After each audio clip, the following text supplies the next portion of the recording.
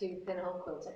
My name's Liz, my husband Pete is just behind the camera and is in control of the whole situation. Hi Pete. Always, always. Always. Let's hope so. Last week we had a little reprise of what's been happening because we've been away for a little while. And I think some people were a bit worried that we weren't doing any more YouTube videos and stuff, but absolutely not. It's just that we've been really, really busy. And we took on a couple of new members of staff, which has been fantastic because we're now able to do more, but of course there's always that training bit that you have to do, so hence we've been really busy with that. Plus we've been busy installing machines and things, and you were out this week, weren't you, Pete? Doing an installation over in Cambridgeshire, I believe it was. I was near Cambridge yesterday installing an Amara 20 for Veronica. Yes. So, and then we're up in the Nottinghamshire area, Mansfield, next week, doing a similar installation. Actually, it was with Pro-Stitcher next week, isn't it? So yeah, life is busy here, and we're getting ready for Festival of Quilts. Anyway, I hope whatever you're doing that you're enjoying this lovely summer that we're having. Pete and I, over about 18 months ago, so we took up cycling again after a number of years. Not cycling very much, and we haven't done cycle very much, have we? It's a nightmare. I much prefer cycling when it's sunny, and we haven't seen much of that. The drink's fine. As you said at the start, I'm in control. It's up in the background, and I see a glass that can fall over at any moment. Anyway, I hope everybody's well and that you're all looking forward to Festival of Quilts, those of you who are attending. We look forward to seeing you there. We've got workshops available if anybody's interested, and this is particularly suitable for those people, and we've had many over the years. Are you okay? Is your mic on? Oh, don't tell me. Of course it is. Okay. I've even taped it this time. Mine's much clearer, apparently, according to Linda. Guess what?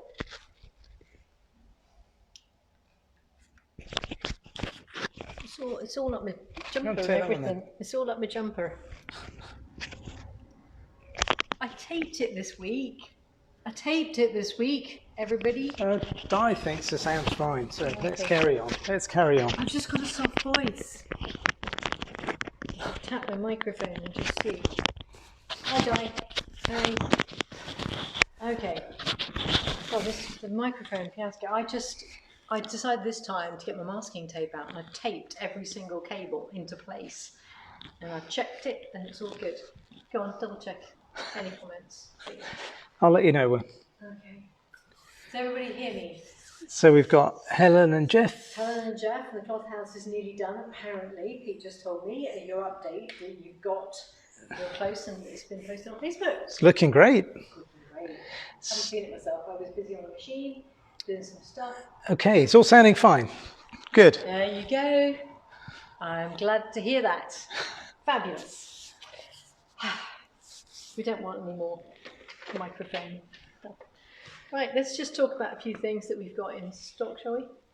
Recently? Yes. So, Art Bin. I've loved Art Bin products for a long time. Art Bin, we've now got the large bobbin box in stock, which is, we used to have this. I've got quite a few of these already.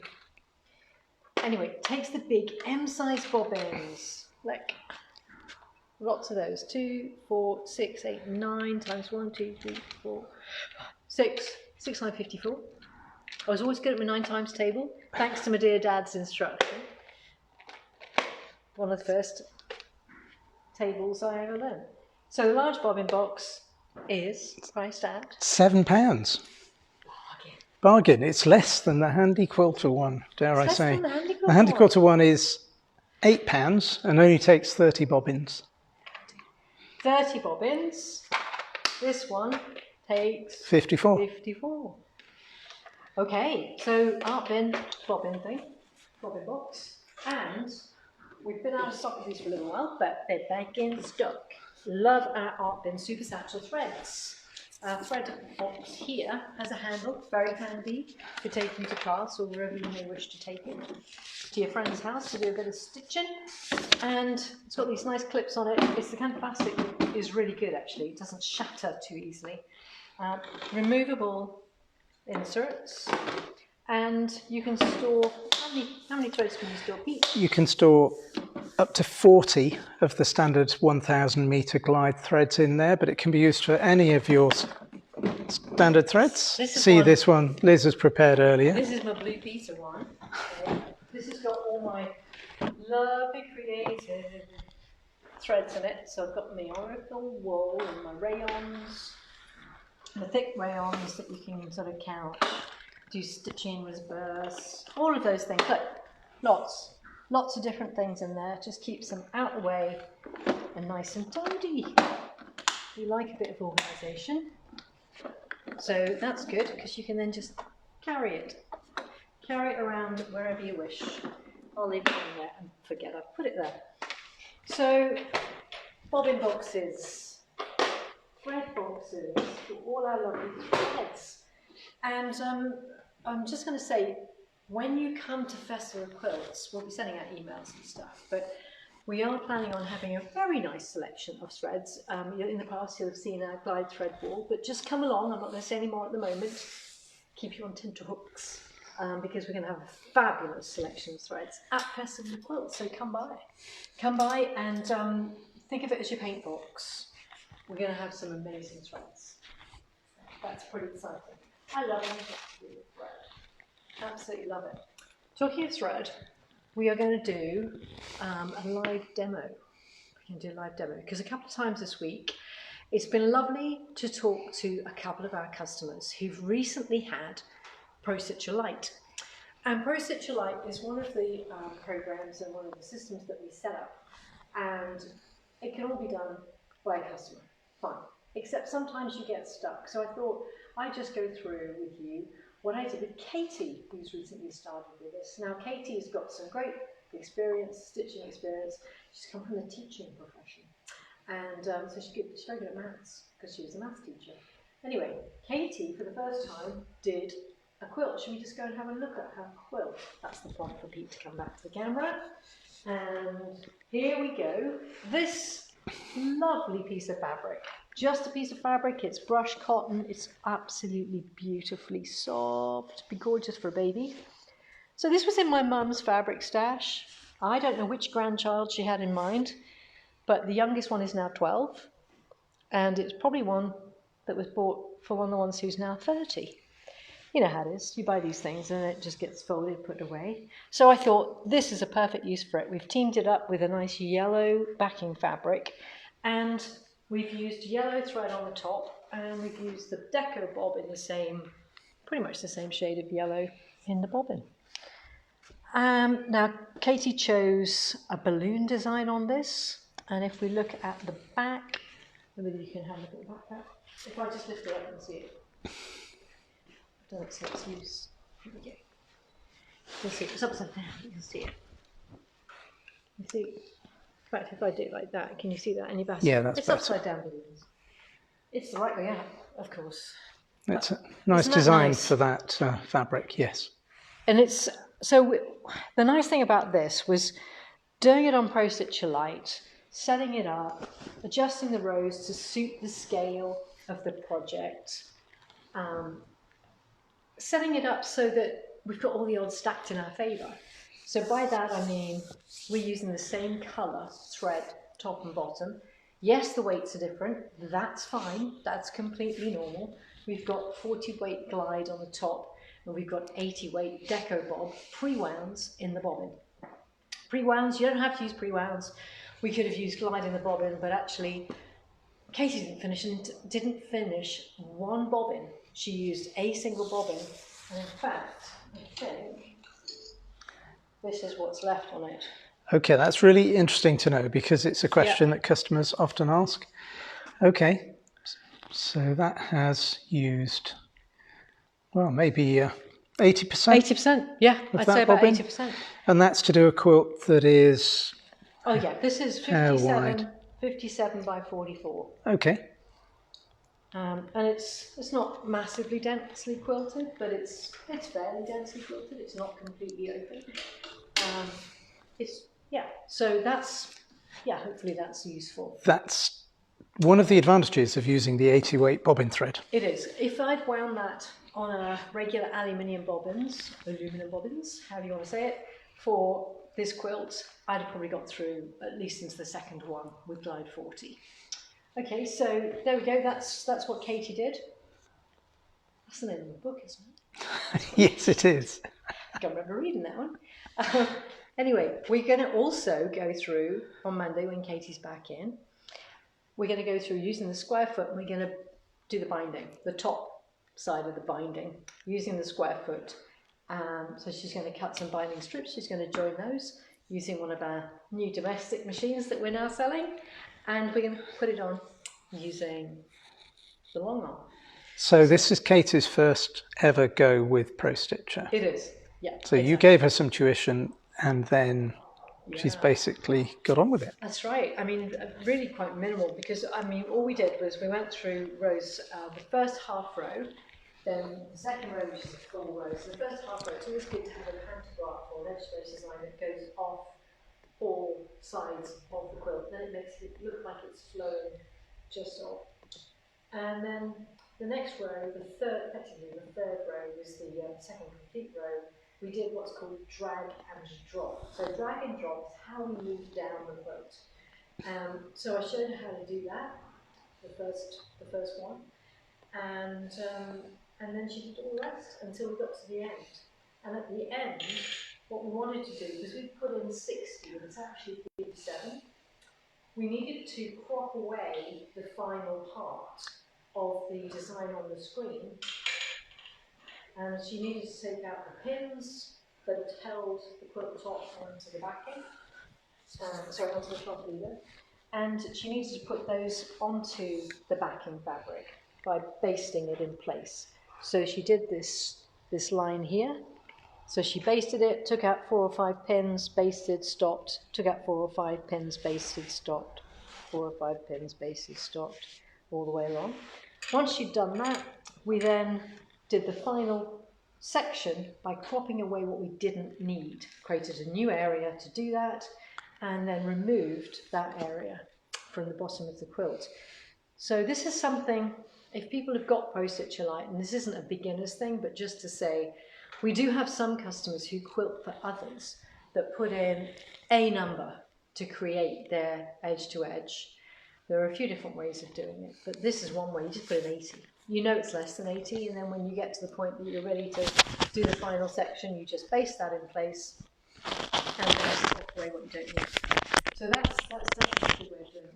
Anyway, isn't that exciting? I think you know, she probably felt quite chuffed. Oh, don't tell me it's not working. It sounds as if you're being picked up more on either my mic or the phone. The further distant you go. Really? Oh, that's rubbish. I hate editing those. We'll double you up. I really don't like editing these videos when I find that the mic hasn't worked. And we've got rid of some of the mics. People probably think, you know, we had backups of these, and anyway, there you go. Technology, eh? Right. So what are we going to do now? I'm going to show you how we did that. I'm going to talk through some of the things that we went through. This is the sort of thing that we do on Pro-Stitcher, but when we do the foundation workshop, we cover how to set up for quilting. And the thing to remember, for those of you who are new to long arming, is it's not onerous. You know, it's just a process. And in our foundation notes, we go through, you know, choose your top thread, choose your bobbin thread, pick the needle to match the top thread.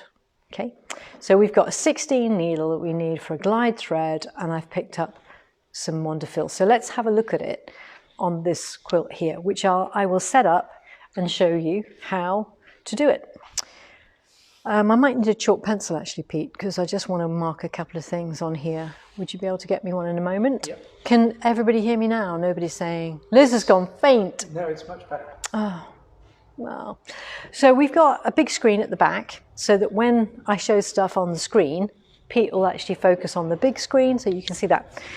So first of all, this machine needs a little bit of TLC. So what I would do is, we've got a maintenance video on our YouTube, on Pinhole Quilting YouTube. Thank you, Pete. and we go through some basic maintenance, and this is one of the things that I would recommend that you do.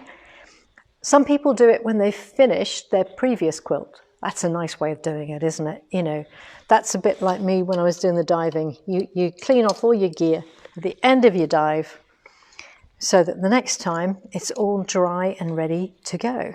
And it also keeps your gear in good condition. Very important when your life depends on it. So here we go. This is our bobbin case. All right, it's got a backlash spring, so I'm just going to check. There's no furry bits under the backlash spring. It all looks really clean. Number one. Bobbin tension is the foundation of a good stitch. I would also put a business card underneath that, but I can see it's almost immaculate. But if we did have any doubts at all, I would get a card and I would put it underneath the spring on the outside of the bobbin case. That all looks good. There is a separate video on our YouTube channel of how Pete shows you how to remove and clean the bobbin case and how to put the backlash spring back in. Here is our bobbin. So this is going to match my orange thread on the top. I've just picked one out of the drawer, and this is an 80 weight thread, just the same as we used on Katie's quilt. I've stripped off about 15 arm lengths to make sure that the edges of this are nice and clear. The thread isn't built up right to the edge, because if it does, it tends to sort of spool off, gets caught around the backlash spring, and then you're in trouble. So I do that, make sure that all looks good. I put my finger in it, make sure it's not soft. Very occasionally, even these pre-wounds, we find the odd one or the odd batch where they're too soft. If that happens, you just need to send them back to us. We'll replace them. Doesn't happen often, but if it does, you can't use them. What happens is the thread, as it's dispensed, gets stuck in the other thread still on the bobbin, and it just messes up your tension, it jams.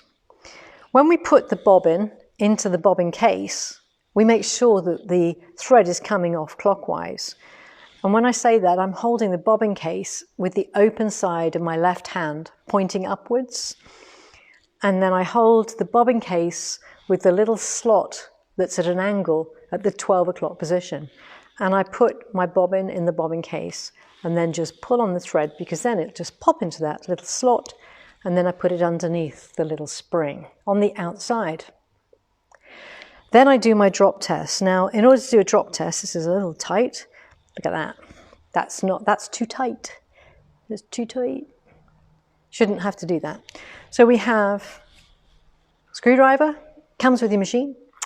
And on the outer spring, I'm going to adjust the outer spring, the bigger of the two screws.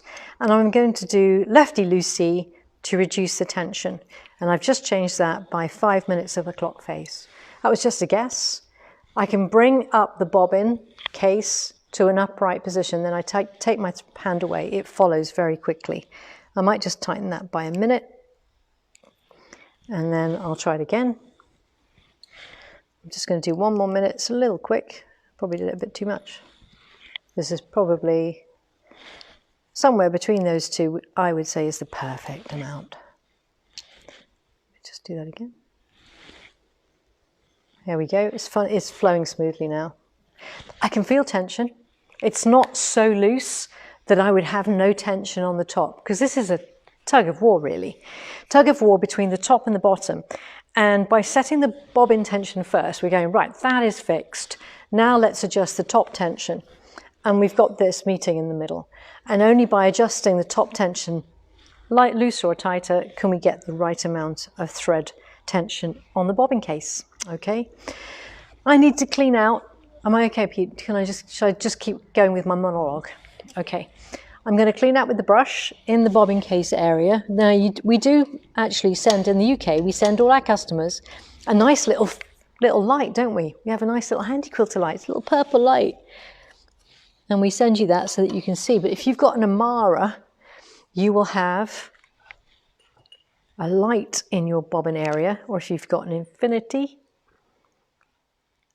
This is one of the oils that we have as a replacement, but you can just use your regular oil that came with the machine, which is in a big bottle like that. With a long spout, with this we just want one drop of oil, and we put it on, you'll have to see the video, on this, but 1 drop of oil on the little shelf at the bottom of the hook assembly. Okay, 1 drop of oil. Every bobbin change will keep your machine in beautiful, lubricated working order. Then I'm going to put my bobbin case back into the machine. Arm on the bobbin case is closed so that it makes a big click when I put it in. That arm, if you imagine that like a little finger, it's pointing at 3 on a clock face, and it goes in there. Hold the machine, otherwise it moves, and we pop that in there.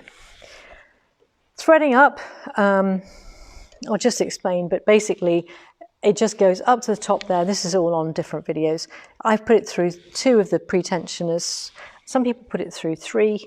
I've taken to doing it through 2. I used to do 3. Either is okay. If you do 2, you might have to have a bit more tension on the discs. I'm changing my foot. This is the lovely new Glide Foot 3. Glide Foot 3, the bowl foot, is perfect for pantographs and for Pro-Stitcher work. It means that when we go on and off the quilt, it's not going to catch underneath the edge. We're going to stitch that edge anyway, but it just means that you can move it on and off the quilt without getting it stuck. This is on a spring, by the way. The foot, sometimes people go, I can't get my foot off. Well, you can lift it off or go to the back and adjust the hand wheel, and you'll probably find that it's not at the full extent of the top of the take-up lever. And if you put it up to the top, the foot will just drop off. So we put this one on. It's got, Glide Foot 3's now got like a metal insert. Now, is that going on? Ha! Can't get that on, Pete.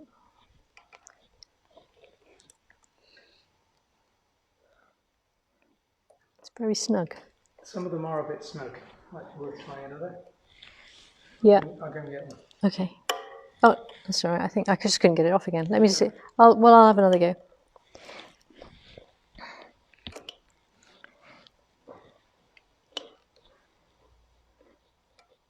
I think it just needs a wiggle. Oh, it needs a bit more than a wiggle.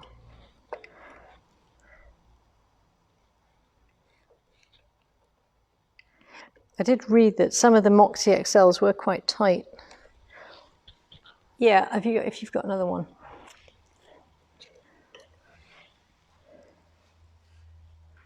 If this happens to you, then you'll just need to let us know. But that's quite snug in there.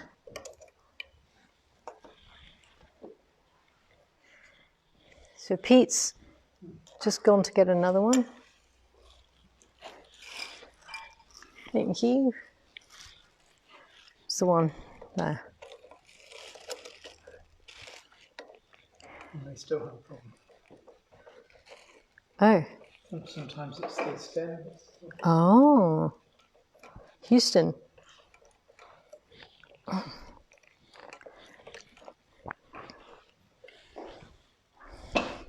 See, we only just put the Pro-Stitcher on this one, didn't we? Excuse me. So this is the first time we fitted a glide foot to the Moxie XL. Could you just go to the hand wheel at the back? And this just shows that if you can get it any higher, that's it. That's better. It was a bit tight. So Pete's just increased the height. So we'll put one of the, yeah, so this is only the case, I think, with the Moxie XL, isn't it? It's a bit tight. No, I don't know. We've not had that problem before. Let's just do it on Facebook Live. Why not? Okay. So I've got my glide foot on. Eventually. And I would do some test stitching. I would stitch down the edge of my quilt. So let's just see. First thing is, does the bobbin thread run freely? Once you've picked it up, just make sure, tug on it, make sure it's running okay. And then we're going to do some longish basting stitches. I'm only going to sew a very small amount before I stop, because that did sound fine, but I just like to test that fairly early. Sounds good. And then move it to the side. On the Moxie XL, we've got the scissors very handy by the side of the machine. And now we're going to set up, change the stitch length to 11 or 12, and we're going to set up a design. Now, with the Moxie XL and the Moxie Pro-Stitcher Lite, you have to set up the frame space. So what is frame space? Frame space is the area that we can stitch in at any one time. So on the screen here, if I just do File, Clear All, get rid of everything. I've got a black rectangle on here, which is my frame space. You can see that on there. Okay, now what that means is I can quilt on the quilt. I can quilt all the way. Say this is the edge of my quilt. Say this is the top. Actually, let me just move it on because I should have just moved it on a fraction more. Get rid of the other bit there. Just tension that up. Put the side clamps on. And imagine this is the top of my quilt.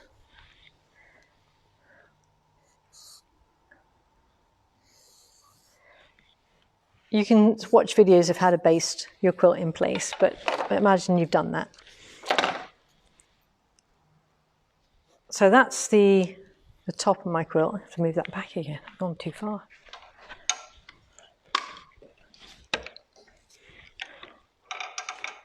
You forget how much you lose, don't you? Okay, so this is my top. And the frame space is the area I can quilt all the way over here if I wanted, if I had enough fabric. And I can quilt as far over as, making sure it doesn't hit the TV, all the way to the front here. So what we do is we set up the frame space to begin with. If I just say there's my top, that's my bottom right, and here's my top left of the frame space. So that's how I set it up in the first place. You'll see there, my crosshairs are orange. When I move them around, it moves within the frame space.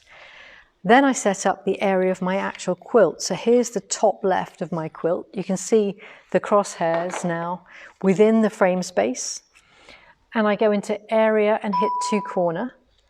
Then I move my machine just below, but all the way over to the far right-hand side. So say my quilt edge is here.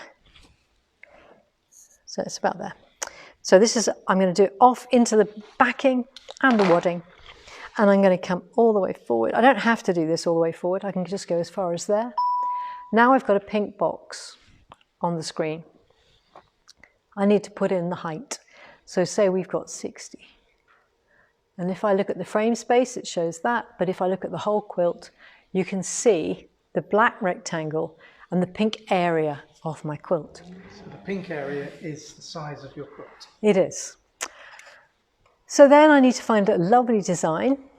So let's find, why don't we do the one that Katie did? What Katie did. We're going to do that. Here's our balloon. Two options here.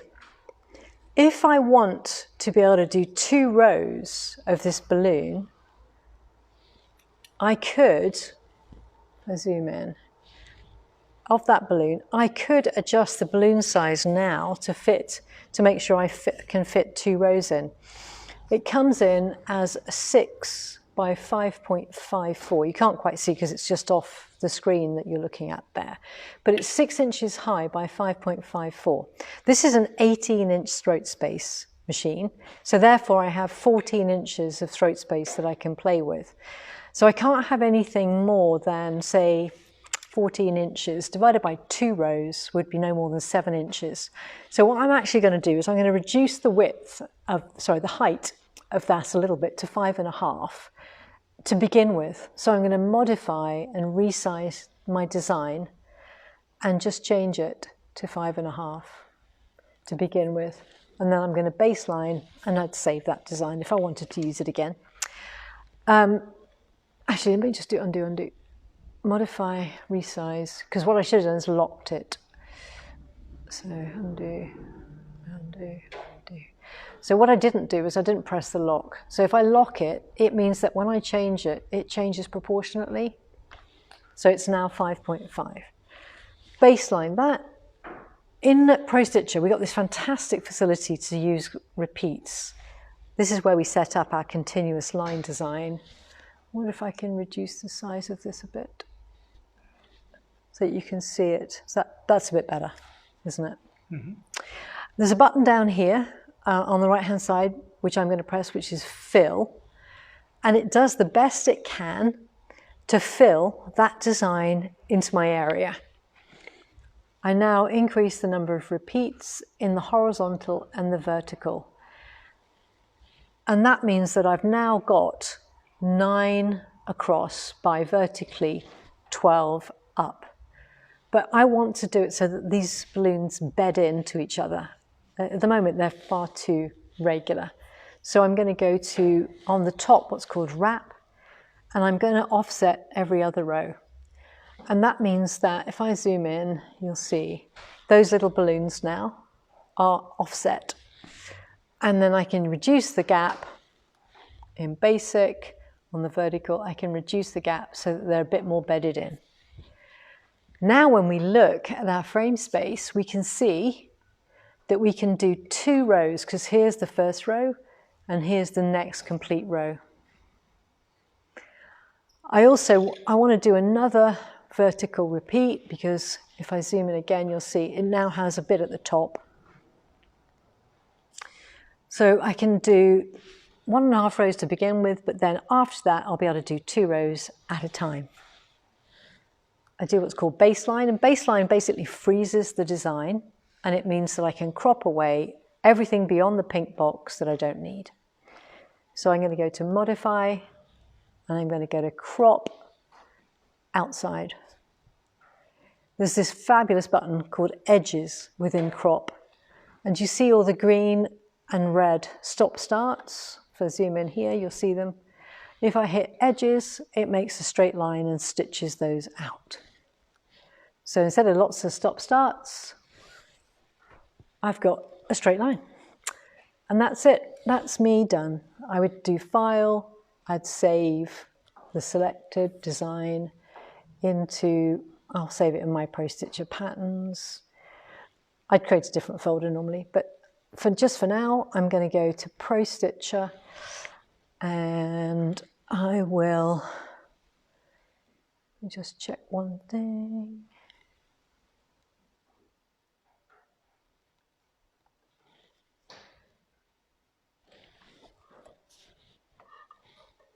I just want to do run, proceed, and it goes to the start point, takes a stitch, I move it away, put it roughly back towards where it should be. It does some micro stitches at the beginning. Now, obviously could have covered that in a bit more depth, but there are lots of videos on this.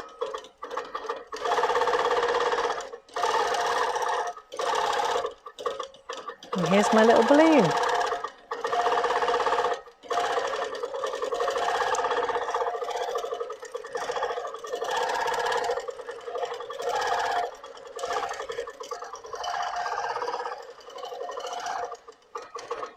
If we look at the design on the screen, you'll see the orange shows where it's stitched and the black is where it's yet to stitch.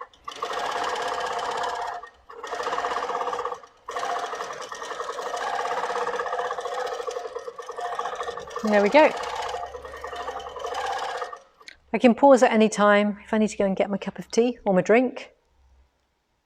And hopefully that's given you an insight into how long it took to set it up. Now, I didn't obviously have to load the fabric. There would be that time as well to add on to that. But you can see it's pretty quick. It doesn't take a lot of time to set it up. So if you've got Pro-Stitcher or Pro-Stitcher Lite and you feel like you're not using it as much as you'd like, we've got either the Linda Jackson classes in October, November, but we'll also be launching shortly the monthly 1 year with Susan Manry and you can do 2 hours at a time every Wednesday, once a month rather, on a Wednesday. And that will give you this kind of information so that you can get going. And if you get stuck, don't hesitate to call. You know, we're here to help. So if you do get stuck, whatever you do, don't suffer in silence. We know that there's quite a lot of tech involved with this, and for some people that can be a little bit daunting, but it's like driving a car. You know, the first time you do it, everything is new. And then over time, once you've done one quilt, you kind of think, oh yeah, I know what I'm doing with that bit. And the other things will be new and you'll learn more. But just getting something like that little quilt there on, just a simple edge to edge with a panel. Don't worry about wrecking it because you've not had to spend hours piecing it. You've just picked up a panel. I'm going to do next is going to be this lovely Winnie the Pooh, which I think I might have shown before. This one, I think it's a lovely little, that'll be a lovely play mat. And I'm not going to do it like around the edge of the Winnie.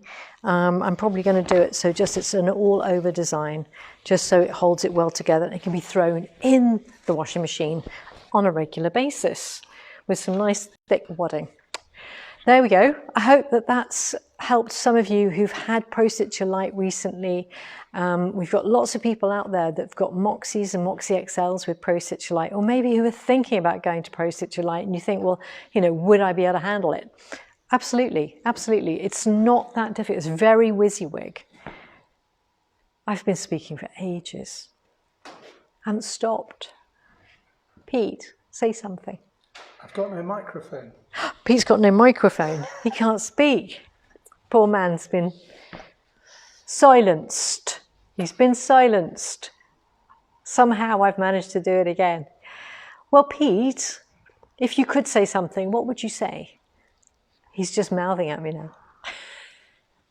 All right, well, listen, we've got lots of workshops online for you, foundation workshops, rulers and fills, Linda's whole cloth class in September, which will be fabulous. I'm going to do a little video of some of the fun that we had the first time and the second time we ran that.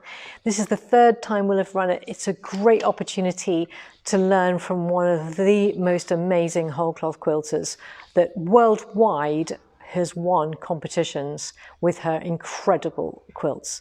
So you will learn a huge amount. Even if whole cloth isn't necessarily your style, you will learn techniques that you can apply in lots of different ways. So don't think, oh gosh, well, I'll never do that. You know, think modern quilting, think how you might apply it. Techniques, always, we're learning all the time. Learning all the time. And then you apply it to what you love and what you think you want to do in your own creative ambitions. So that's it from me, unless Pete's got something else he's going to say. Festival of Quilts classes. Yes, Festival of Quilts classes. Booking is online, okay? It's on the Festival of Quilts website. And if you do book one and you haven't got a ticket for all days of the show, but you would like a ticket for one of the days of the show you don't have a ticket for, we've got some tickets to give away. We've got 3 tickets to give away for like a full price ticket.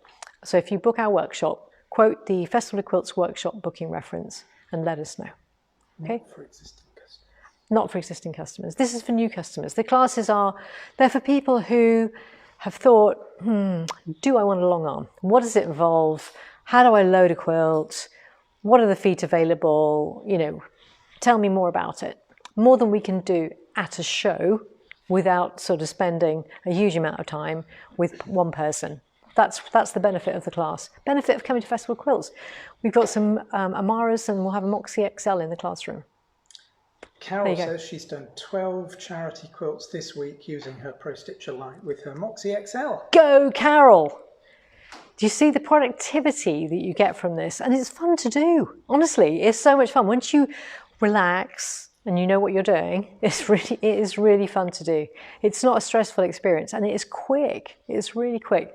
Listen to Carol. Carol knows what she's talking about. Carol does beautiful work. And she's going to be at Festival of Quilts.